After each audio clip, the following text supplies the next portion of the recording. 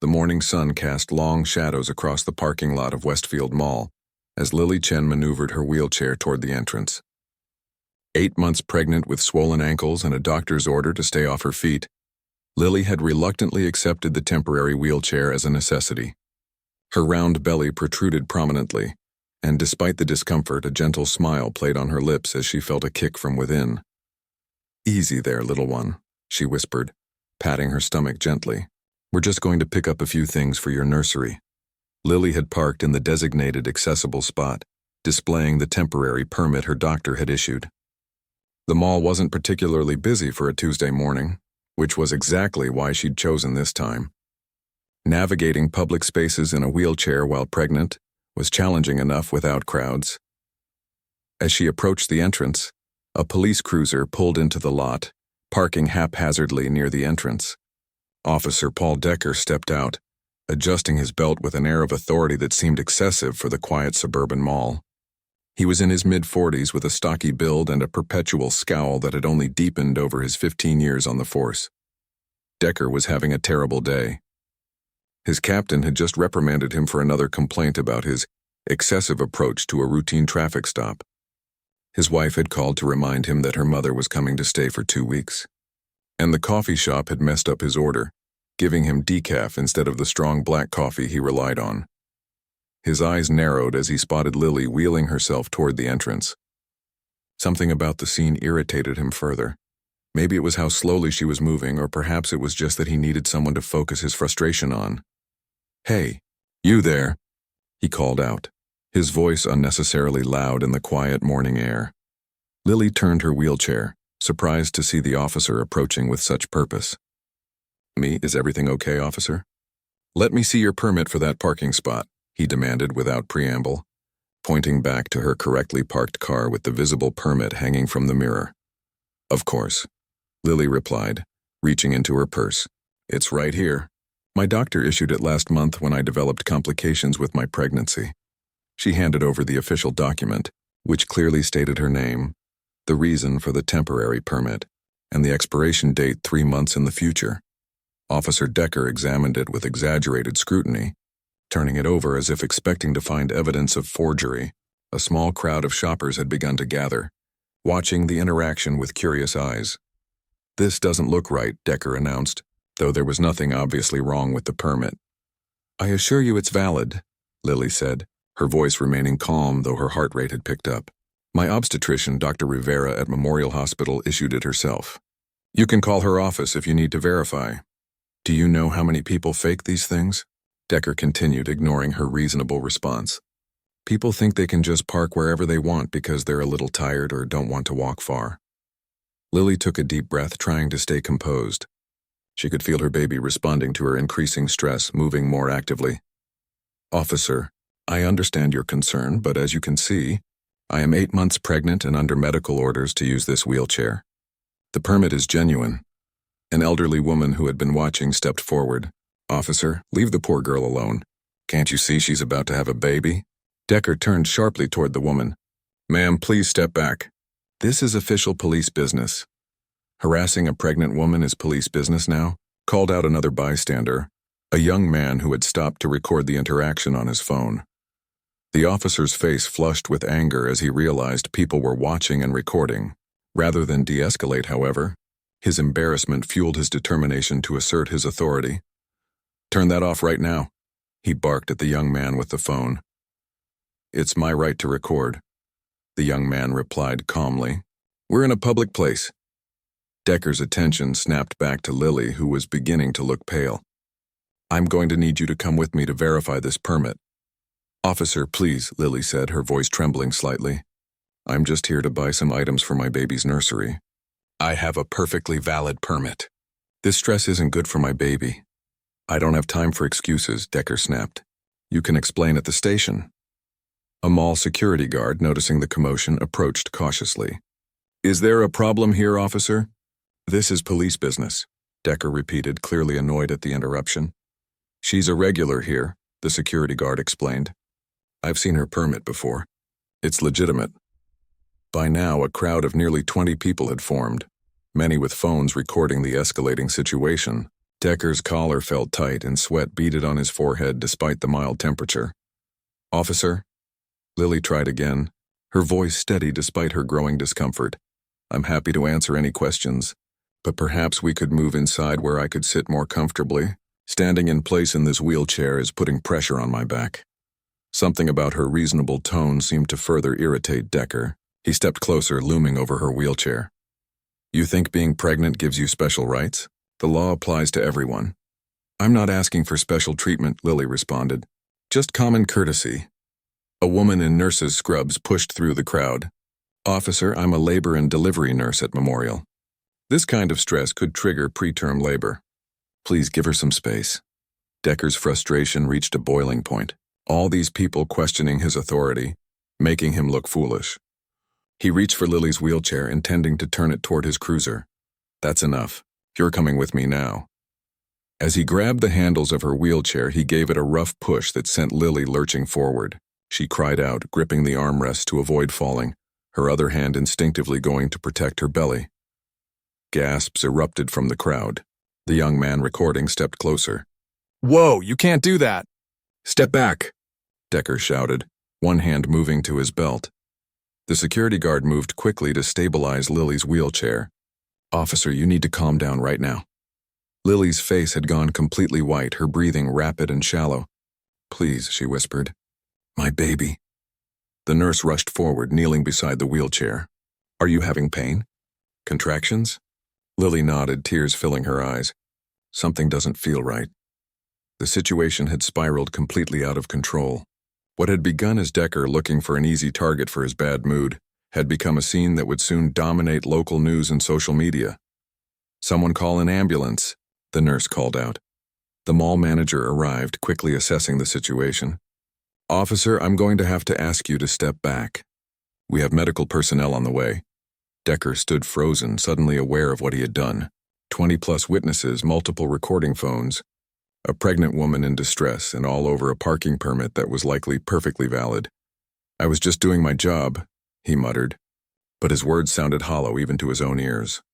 An ambulance arrived within minutes, paramedics rushing to Lily's side. As they checked her vitals and prepared to transport her, one of them asked, "Is there someone we should call for you?" Lily nodded, her hand still protectively cradling her belly. "My husband. He'll want to know right away." She dictated a number which the paramedic dialed immediately. After a brief conversation, the paramedic's expression changed subtly as he glanced toward Officer Decker. As Lily was carefully loaded into the ambulance, the mall manager approached Decker with a stern expression. "Officer, I've been instructed to inform you that Mrs. Chen's husband is on his way. He's requested all security footage be preserved." "So what?" Decker replied defensively. "I was performing my duties," the manager lowered his voice. "Her husband is Thomas Chen, the special agent in charge of the FBI field office downtown." The color drained from Decker's face as the implications sank in. The crowd began to disperse as the ambulance pulled away, but the damage was done. Dozens of phones had captured his actions, and within hours, the footage would be spreading across social media platforms. As he walked stiffly back to his cruiser, Decker's phone buzzed with a message from his captain. Return to the station immediately. He knew, with sickening certainty, that his career might not survive the day, and somewhere across town, Thomas Chen was racing toward the hospital, unaware that the videos of his wife being assaulted by a police officer were already beginning to circulate online. The incident that had taken mere minutes would change multiple lives forever, all because one man had chosen intimidation over compassion and aggression over understanding on a quiet Tuesday morning at Westfield Mall. Thomas Chen stood at the head of the conference table, laser-focused on the details of a major human trafficking operation the FBI had been tracking for months. Maps, photographs, and timelines covered the walls of the secure briefing room. As the special agent in charge of the field office, Thomas had built a reputation for meticulous preparation and unwavering composure. "We'll move on the warehouse locations simultaneously," he was saying, pointing to marked spots on the city map. "Agent Rivera, your team will—" The buzz of his phone interrupted him. Thomas normally kept his phone silenced during briefings, but with Lily so close to her due date, he'd made an exception. Glancing at the screen, he saw an unfamiliar number. "Excuse me, he said to the room of agents. "I need to take this." He stepped into the hallway, pressing the phone to his ear. "This is Thomas Chen." The voice on the other end belonged to a paramedic. Thomas's expression remained neutral as he listened, years of FBI training controlling his outward reaction. But the agents watching through the glass walls of the conference room could see his posture stiffen, his knuckles whitening around the phone. "I'll be there in 15 minutes, he said finally. Ending the call, re-entering the room, Thomas addressed his second-in-command. "Agent Patel, please continue the briefing. I have a family emergency." Without waiting for a response, he gathered his jacket and was gone, leaving behind a room of concerned agents who rarely saw their leader deviate from protocol. In his car, Thomas finally allowed his emotions to surface. Anger, fear, and disbelief battled for dominance as he navigated through traffic, lights flashing from the discreet system installed in his personal vehicle. The paramedic's words echoed in his mind. "Your wife was assaulted by a police officer at Westfield Mall. How could this happen? Lily was 8 months pregnant in a wheelchair. Who would target someone so obviously vulnerable?" His phone rang again. The office of Chief Rodriguez, head of the police department. Thomas let it go to voicemail. Whatever administrative damage control they were attempting would have to wait. His priority was Lily and their unborn child. At Memorial Hospital, Thomas strode through the emergency department doors, his FBI credentials already in hand, though he hadn't needed to use them. The staff recognized him immediately, partly from his previous visits with Lily for her prenatal appointments, partly from his unmistakable air of authority. "Mr. Chen," the charge nurse called, intercepting him. "Your wife is in examination room 3. Dr. Rivera is with her now." Thomas nodded his thanks, forcing himself to walk rather than run down the corridor. Outside the room, he took a deep breath, composed himself, and knocked before entering. Lily lay on the examination bed, an IV in her arm and monitors tracking both her vitals and the baby's heartbeat. The steady beeping offered some reassurance, but her pale face and the tear tracks on her cheeks twisted something deep in Thomas's chest. "Lily," he said softly, moving to her side. She reached for his hand. "I'm okay. The baby's okay too." Dr. Rivera, a woman in her 50s with kind eyes and a no-nonsense demeanor, looked up from Lily's chart. "Mr. Chen, I was just explaining to your wife that while she's experiencing some contractions, they appear to be stress-induced and not true labor. We're going to monitor her for a few hours to be certain." Thomas nodded, his thumb gently stroking the back of Lily's hand. "What happened exactly?" Lily recounted the events at the mall, her voice remarkably steady, as she described Officer Decker's escalating aggression and the moment he pushed her wheelchair. "The security footage will show everything," she concluded, "and several people were recording with their phones." Thomas's jaw tightened, but he maintained his calm for Lily's sake. "Did he hurt you physically, besides pushing the wheelchair?" "No," Lily said. "But the jolt. I felt this cramping start right after. I was so scared for the baby," Dr. Rivera interjected. "The good news is that the amniotic sac is intact, and the baby's heartbeat has been strong and regular. We did an ultrasound while waiting for you to arrive. Your daughter looks perfectly healthy." Some of the tension left Thomas's shoulders. "Thank you, doctor." "I'll give you a moment," Dr. Rivera said, heading for the door. "A nurse will be checking the monitors regularly." When they were alone, Thomas leaned down to kiss Lily's forehead. "I'm so sorry this happened to you." "It's not your fault," she whispered. "I know, but—" He struggled to find the right words. "You shouldn't have had to experience that." "No one should." Lily squeezed his hand. "What happens now?" Before Thomas could answer, his phone buzzed with a text. It was from Agent Patel. "Sir, the incident with your wife is already on social media. Multiple videos. News outlets calling the office for comment." Thomas showed Lily the message. "That was fast," she said. "In this case, that's good," Thomas replied. "Evidence can have a way of disappearing when police misconduct is involved. The more public this is, the harder it will be to sweep under the rug." A soft knock at the door interrupted them. A nurse entered, followed by a woman in a crisp suit who introduced herself as Detective Grace Wong from Internal Affairs. "Mr. and Mrs. Chen, I apologize for intruding. I wanted to personally assure you that the department is taking this incident extremely seriously." Thomas studied her carefully. "Detective, I appreciate you coming, but my wife needs rest right now." Of course, Detective Wong nodded. I just wanted to let you know that Officer Decker has been placed on administrative leave pending investigation. We've secured all the mall security footage and statements are being taken from witnesses. And his body camera? Thomas asked. A flicker of something, discomfort perhaps, crossed Detective Wong's face. We're looking into that. Initial reports suggest it may have been malfunctioning. How convenient, Thomas said, his voice flat. Detective Wong had the grace to look embarrassed. I assure you, Special Agent Chen, there will be no cover-up here. Chief Rodriguez has requested an independent review by the county prosecutor's office. Good, Thomas said, because I'll be watching this investigation closely. Not as an FBI agent, but as a citizen whose pregnant wife was assaulted by a police officer. The detective nodded. I understand. Here's my card. Please call me directly with any concerns. After she left, Lily sighed. This is going to be a whole thing, isn't it? It already is, Thomas confirmed, showing her his phone where notifications were piling up. Texts from colleagues, news alerts about the incident, even a call from the mayor's office. I just wanted to buy some onesies and a mobile for the nursery, Lily said, her voice cracking slightly. Thomas sat carefully on the edge of the bed, taking both her hands in his. Listen to me. What happened to you was wrong.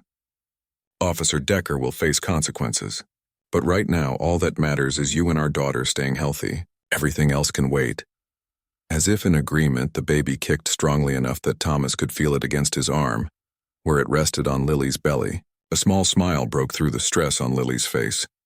She's definitely okay, she said. Probably planning her career in martial arts already. Thomas laughed, the sound releasing some of the tension in the room. With you as her mother, I wouldn't be surprised. Outside the hospital room, the machinery of justice and bureaucracy was already in motion. Officer Decker sat in the chief's office, his face ashen as he watched one of the viral videos of himself shoving a pregnant woman's wheelchair.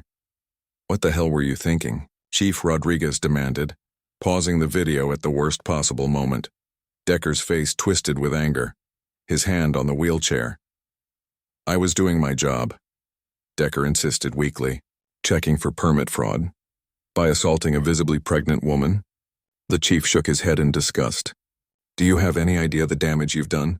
Not just to this department's reputation, but to public trust in law enforcement?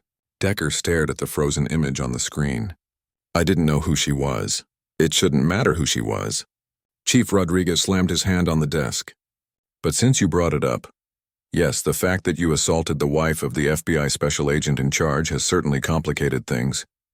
The mayor's office, the DA, even the governor has called. This isn't going away.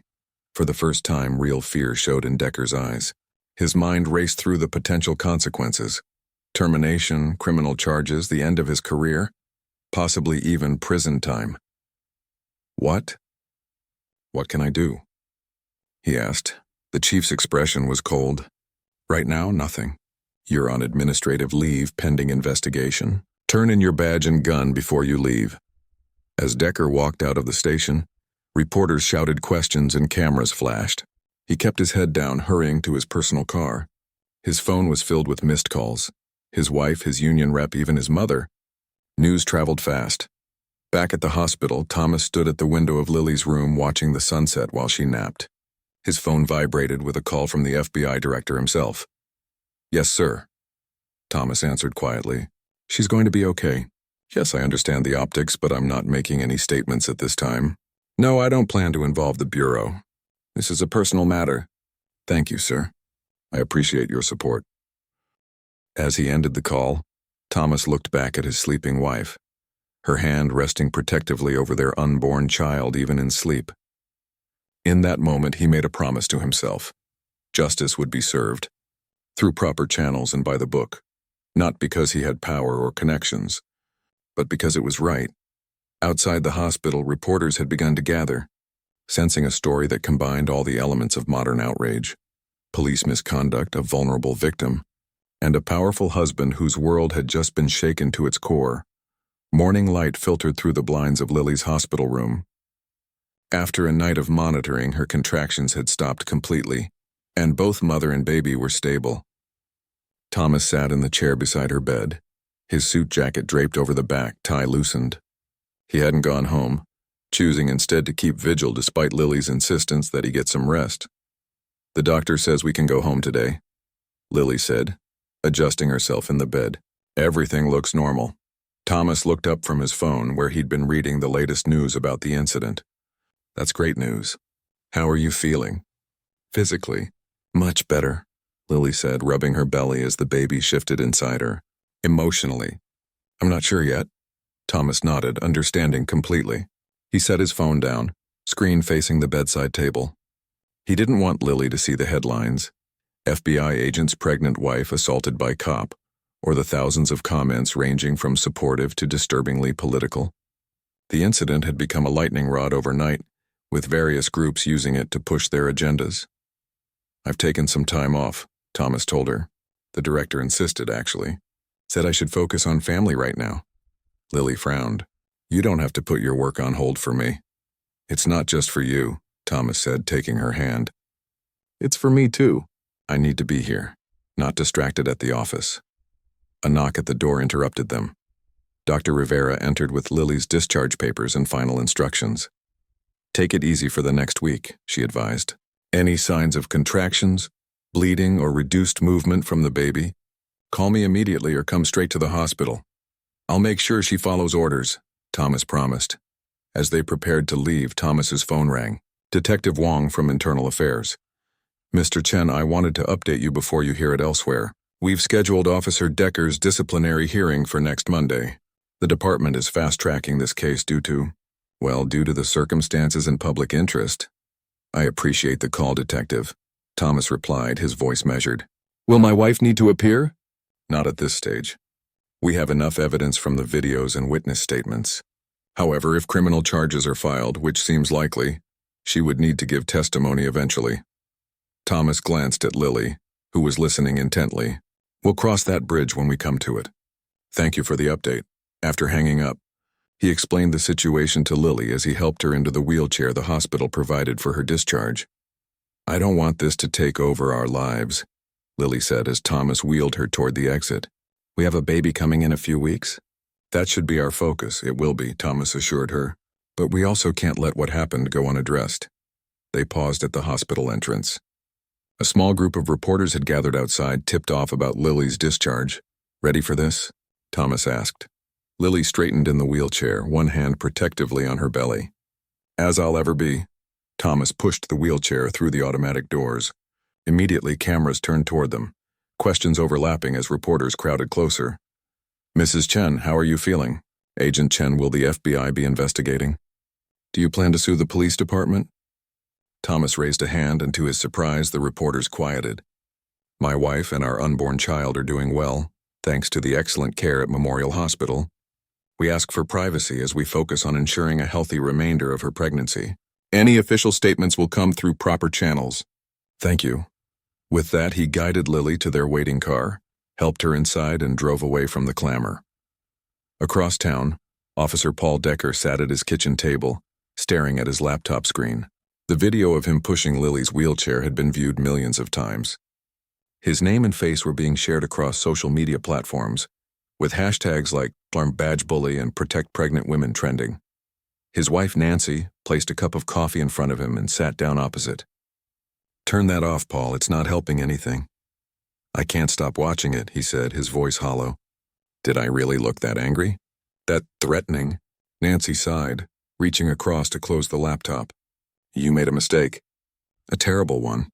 But torturing yourself won't fix it." "My career is over," Paul said flatly. "Even if I somehow keep my badge, which is looking less likely by the hour, no one will ever trust me again. I'll be that cop, the one who attacked a pregnant woman." "Then be something else," Nancy suggested. "You've talked about leaving the force before. Maybe this is the push you needed."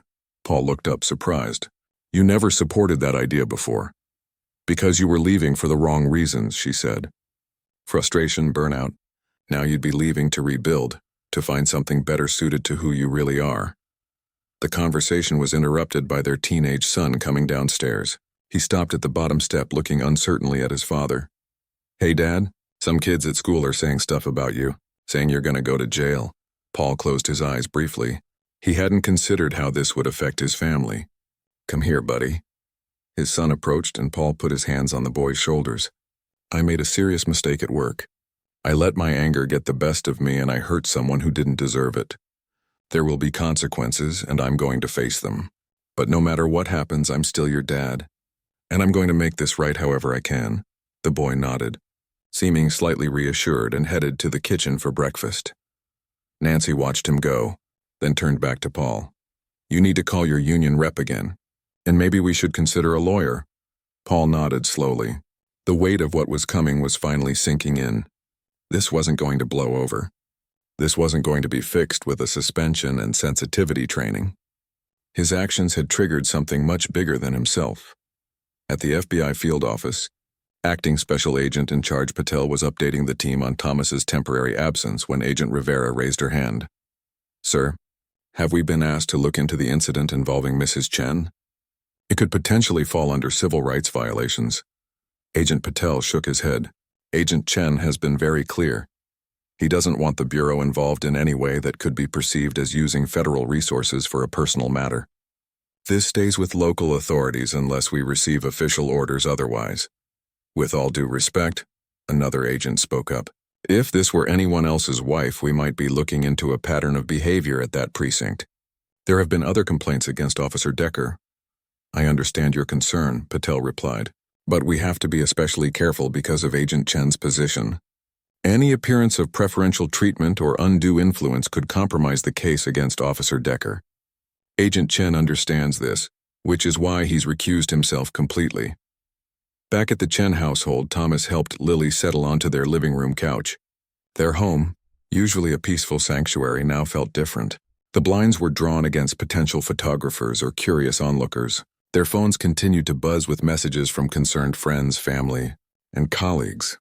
I never realized how quickly life can change, Lily said, looking around their living room where baby shower gifts were still stacked neatly in one corner. Yesterday morning I was just a pregnant woman going shopping.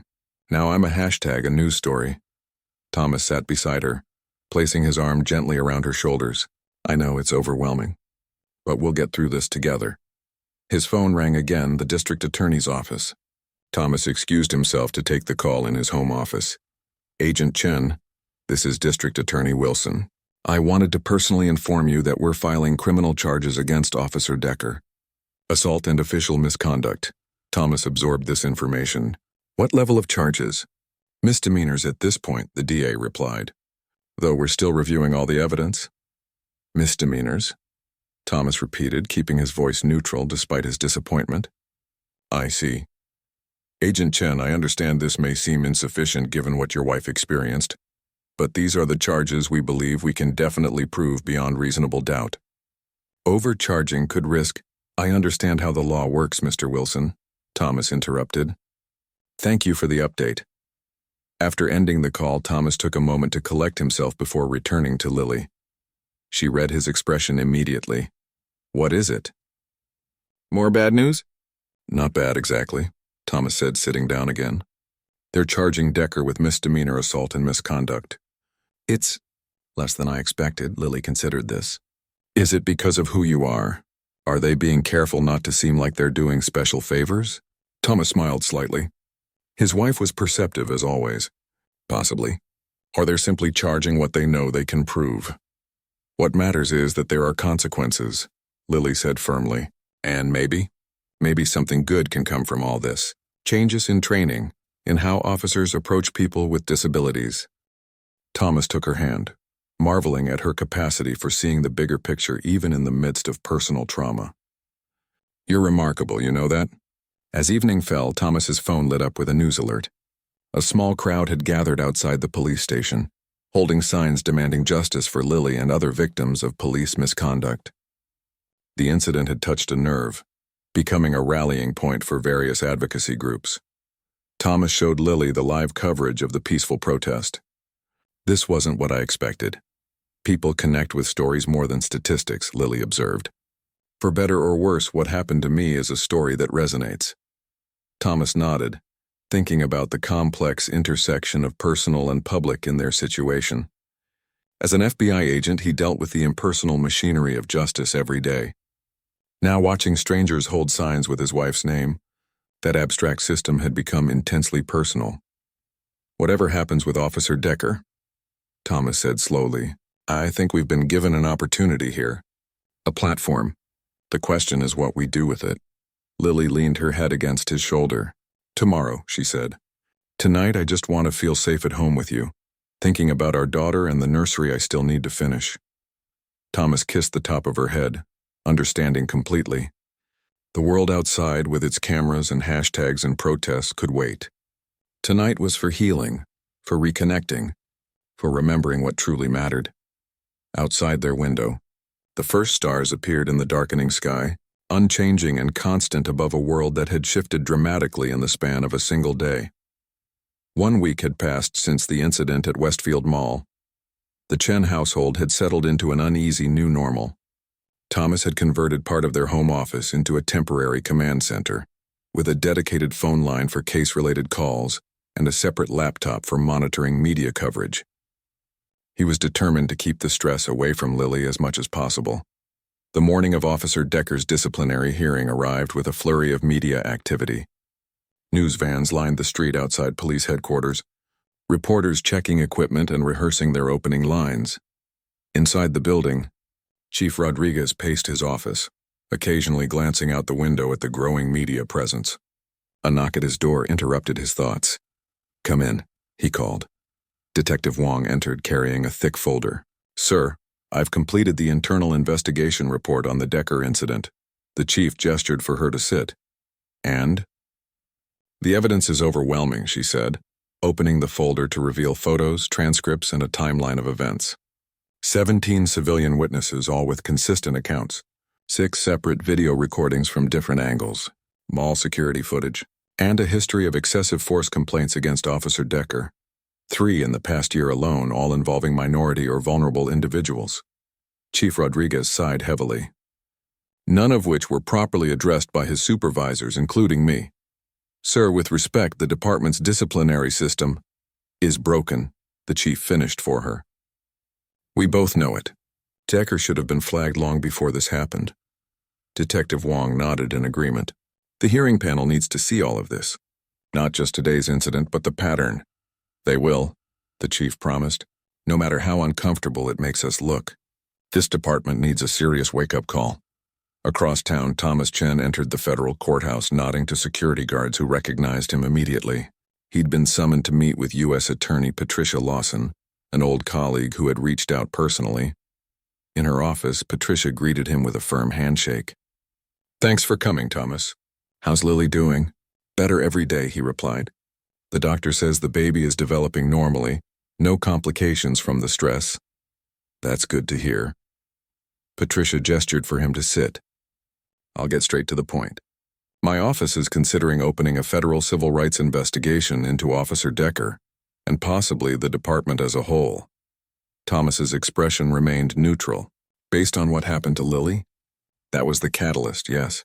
But we've been monitoring complaints against that precinct for some time. Your wife's case has simply brought public attention to a potential pattern of violations." Thomas leaned forward slightly. "Patricia, I need to be very clear about something. I don't want special treatment because of my position. If you'd open this investigation for any citizen in Lily's situation, then proceed. If not..." He let the implication hang in the air. Patricia smiled slightly. "Always the straight arrow, Thomas. That's why I wanted to meet in person.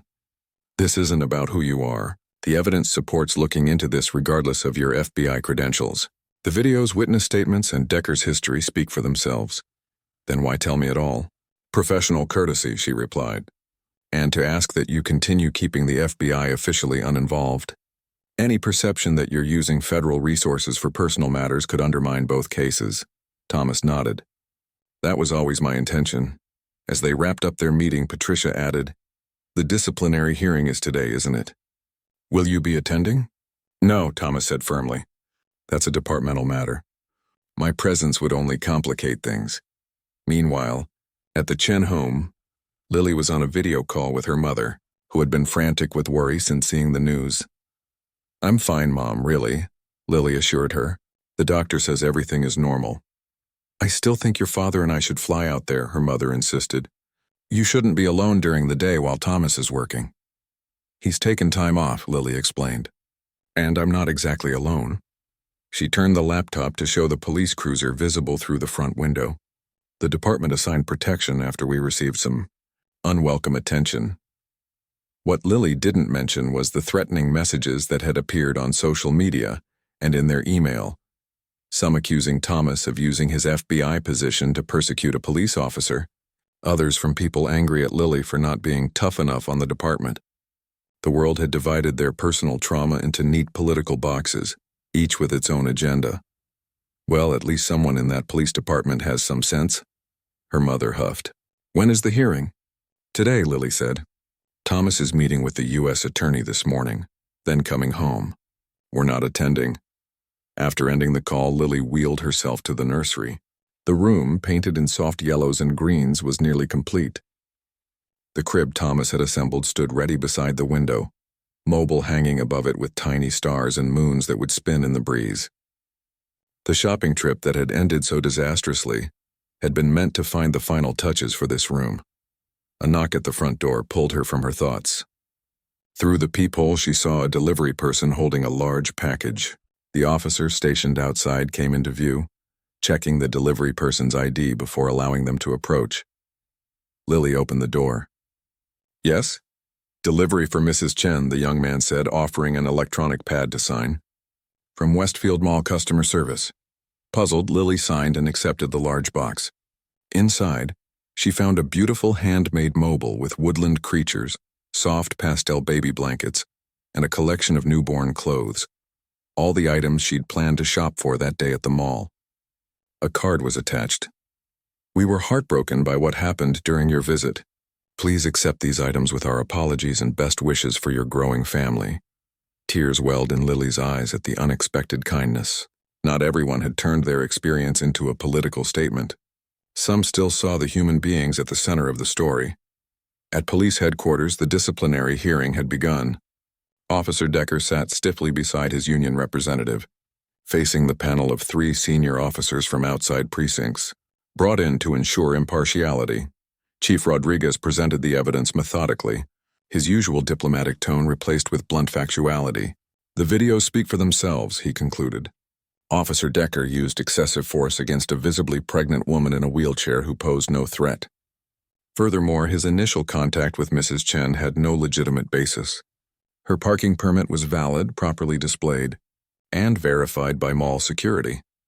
Officer Decker's union representative argued for leniency, citing his years of service and the intense pressure officers face daily. He suggested a suspension without pay and mandatory retraining. When it was Decker's turn to speak, he rose slowly, looking tired and much older than his 45 years. I've spent the past week watching those videos of myself, he began, his voice rough. I've read every witness statement. I've seen what I did through the eyes of others, and I don't recognize the officer, the man, in those videos. He paused, gathering himself. I could offer excuses. Talk about job stress, personal problems, the split-second decisions we have to make. But the truth is simpler and harder to face. I was wrong. Completely wrong. Mrs. Chen deserved my protection, not my aggression. I failed in the most fundamental duty of my oath, to protect and serve. The room was silent as Decker continued. I don't expect forgiveness. I'm not asking for another chance. Whatever the panel decides, I'll accept it. But I want the record to show that I understand the gravity of what I did, and I'm truly sorry for the pain I caused Mrs. Chen and her family. When the hearing concluded, the panel announced they would deliver their decision within 24 hours. Decker left through a side entrance, avoiding the media gathered outside. Later that afternoon, Thomas and Lily sat in their living room, watching coverage of the hearing on the local news. Thomas had been quiet since returning from his meeting with the U.S. attorney. You're worried about something, Lily observed. What is it? Thomas turned to her, his expression troubled. This whole situation is becoming bigger than us. There are calls for department-wide investigations, protests planned for the weekend, politicians making statements. I'm concerned about what happens when all those agendas collide with our personal need for resolution. Lily considered this. Maybe that's not entirely bad. If what happened to me leads to positive changes in how police interact with disabled people or pregnant women, isn't that worthwhile? Of course, Thomas agreed. But at what cost to our privacy, our peace of mind? We can't control how others use our story, Lily pointed out, but we can decide how we respond to it. Their conversation was interrupted by a call from Detective Wong. Thomas put it on speaker. Mr. and Mrs. Chen, I wanted to let you know that Officer Decker has resigned from the force, effective immediately. He submitted his resignation after the hearing, before the panel could announce their decision. Thomas and Lily exchanged surprised looks. What about the criminal charges? Thomas asked. Those will proceed regardless, Detective Wong assured them. His resignation doesn't affect the DA's case, but it does mean there won't be a prolonged internal disciplinary process or appeals. After thanking her for the update, Thomas sat back, processing this development. That was unexpected. Maybe he realized there was no coming back from this, Lily suggested. Or maybe he's finally facing what he's been becoming. Thomas nodded slowly. People don't just wake up one day and decide to abuse their authority. It happens gradually, one compromise at a time, until suddenly you don't recognize yourself anymore. The doorbell rang, interrupting their reflections. Thomas checked the security camera to see Agent Patel standing on their porch, holding a file folder. Raj, what brings you here? Thomas asked after inviting him in. Something I thought you should see, Agent Patel replied, handing the folder to Thomas. This came across my desk through official channels. Officer Decker has been on our radar for months as part of a larger investigation into police corruption in 3 precincts. Nothing directly tied to him yet, but he's been associating with officers we're actively investigating. Thomas opened the folder, scanning the contents quickly. This is why he resigned so abruptly.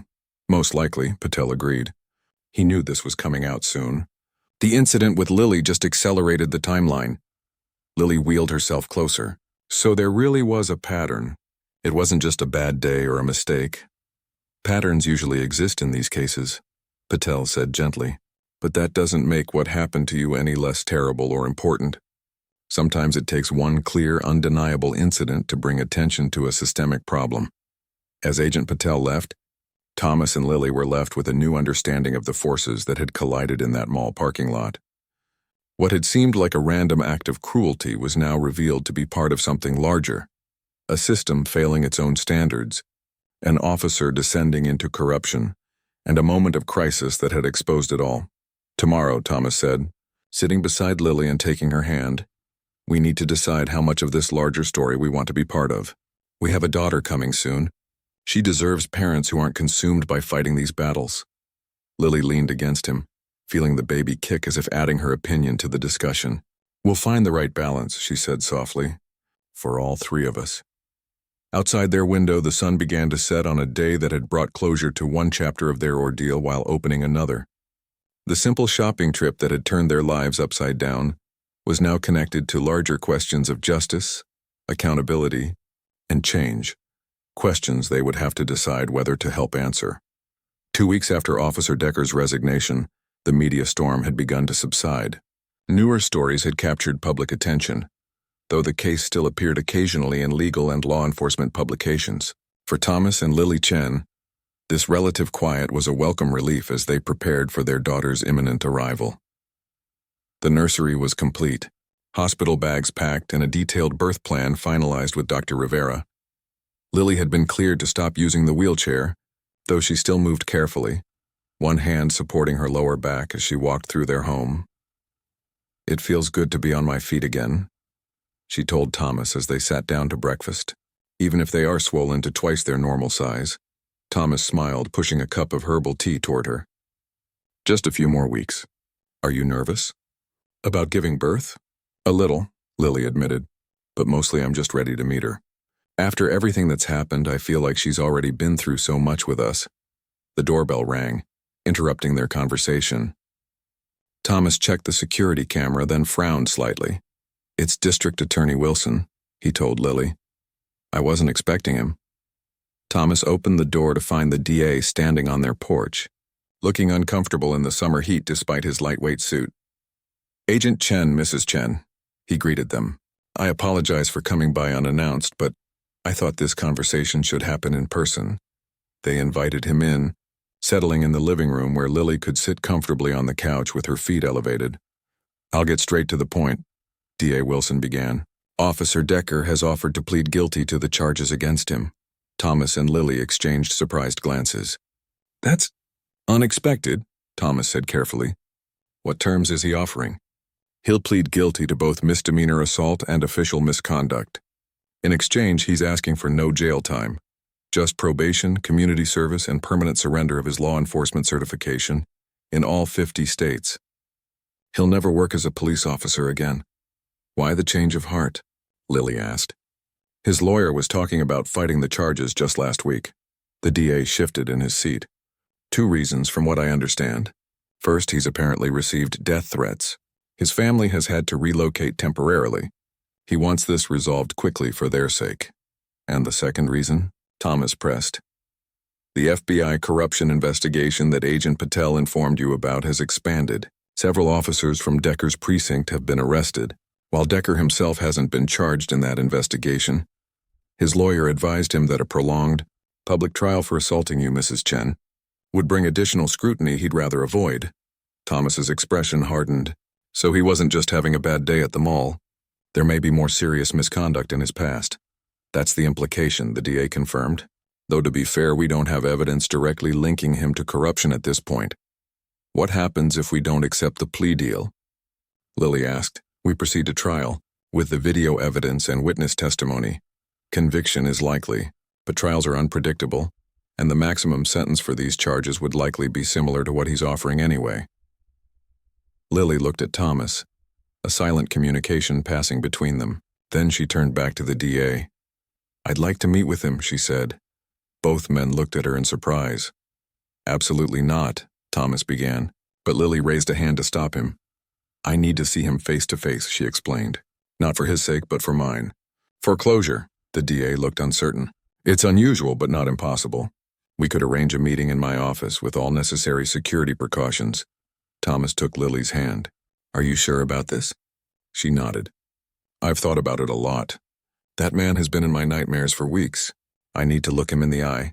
Not as a victim, but as a person he failed to see that day.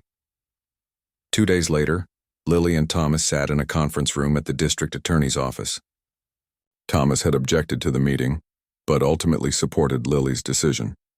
Now he sat beside her, his FBI training evident in his alert posture and watchful eyes. The door opened and Officer Decker entered with his attorney. Decker looked markedly different from the angry man in the videos. Thinner, grayer, with dark circles under his eyes and a defeated slope to his shoulders. He nodded awkwardly to Thomas and Lily before sitting across from them. The DA began with formalities about the purpose of the meeting, but Lily gently interrupted.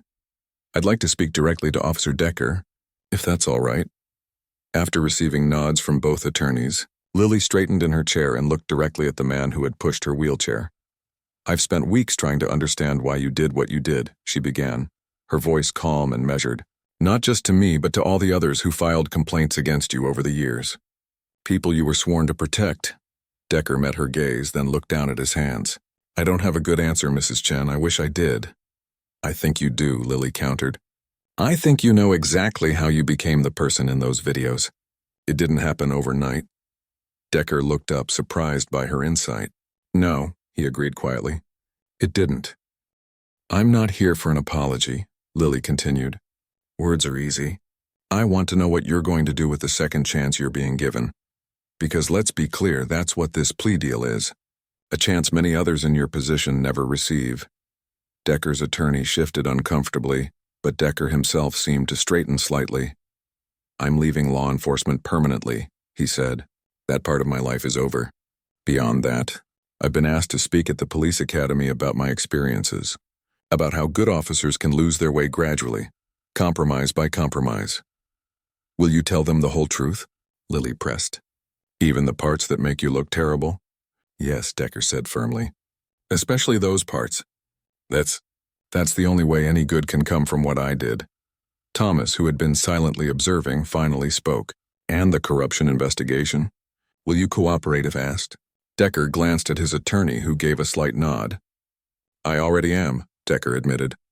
That's part of why I wanted this case resolved quickly. I'm working with the FBI on the larger investigation. Thomas nodded, understanding the subtext. Decker was likely trading information for immunity or leniency in the corruption case. "I have one more question," Lily said. "Then I'm ready to accept the plea agreement." Everyone in the room looked at her expectantly. "If you could go back to that day at the mall, what would you do differently?" Decker seemed surprised by the question. He thought for a moment before answering. "I'd recognized that I was in no condition to be interacting with the public that day," he said slowly. "I was angry, frustrated, looking for someone to take it out on. I'd call my sergeant and ask to be reassigned to desk duty, and then I'd get the help I should have sought years ago." Lily nodded, seemingly satisfied with his answer. "I accept the plea agreement," she told the DA, "and I hope you find whatever help you need, Mr. Decker." As they left the meeting, Thomas put his arm around Lily's shoulders. "That was remarkable," he told her. "You're remarkable." "I just needed him to see me as a person," Lily explained. "And maybe I needed to see him as one too, not just as the monster from the mall." 3 weeks later, Lily went into labor. After 6 hours, their daughter, Mei-Lin Chen, entered the world with a powerful cry that made both her parents laugh through their tears. As Thomas held his daughter for the first time, marveling at her tiny fingers and the determined set of her mouth, he felt a profound shift in his priorities. The world outside the hospital room, with its politics, controversies, and agendas, seemed suddenly less important than the miracle in his arms. The news of Decker's guilty plea had been a brief headline, quickly replaced by updates on the expanding corruption investigation. True to his word, Decker had been cooperating with authorities, leading to additional arrests and the eventual resignation of a deputy commissioner. Chief Rodriguez had implemented new training protocols for his department, specifically addressing interactions with disabled individuals and pregnant women. He'd reached out to Thomas and Lily about possibly consulting on these changes once they were settled with their newborn. 2 months after May's birth, Thomas returned to work at the FBI field office. His colleagues welcomed him back with respect for the boundaries he'd maintained throughout the ordeal, never leveraging his position for personal advantage. On a crisp fall morning, Lily bundled May into her stroller for their first trip back to Westfield Mall since the incident. Thomas had offered to accompany them, but Lily had gently declined. "This is something I need to do myself," she'd explained, "to reclaim that space." As she approached the entrance, Lily felt a momentary tightness in her chest, the memory of that day still fresh despite the intervening months. She paused, taking a deep breath. "Mrs. Chen?"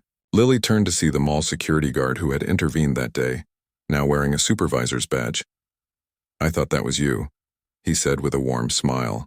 "And this must be your little one." "She's beautiful." "Thank you," Lily replied, genuinely pleased to see a friendly face. "We're having our first mommy-daughter shopping trip." The security guard's expression grew serious. "I want you to know, we've completely revised our training since what happened. All our staff now receive special instruction on assisting customers with disabilities or special needs." Lily smiled, touched by this unexpected outcome. "That's wonderful to hear. Would you like an escort today?" he offered, "just to make sure everything goes smoothly." Lily considered his offer, then shook her head gently. "I appreciate that, but I think we'll be fine. It's important for me to do this normally." As she pushed the stroller through the entrance, Lily felt a weight lifting from her shoulders. What had happened here had been terrible, but it hadn't defined her. She was more than that moment of vulnerability. She was a mother, a wife, a person of strength who had turned a traumatic experience into positive change. In the baby boutique, as she selected tiny outfits and soft toys for May, Lily reflected on the strange journey that had brought her to this point. The incident that had threatened her safety had ultimately led to greater protection for others. The officer who had failed to see her humanity was now helping to expose corruption that endangered the entire community. She picked up a small mobile with stars and moons, similar to the one the mall had sent her, and smiled. "This would be perfect for the changing table." "Is this your first?" the saleswoman asked, nodding toward the sleeping May. "Yes," Lily replied, "our little miracle." And she was exactly that. A reminder that even in the darkest moments, new beginnings were possible. That justice, while imperfect, could still lead to healing. That one person's story, honestly told, could ripple outward to touch countless others.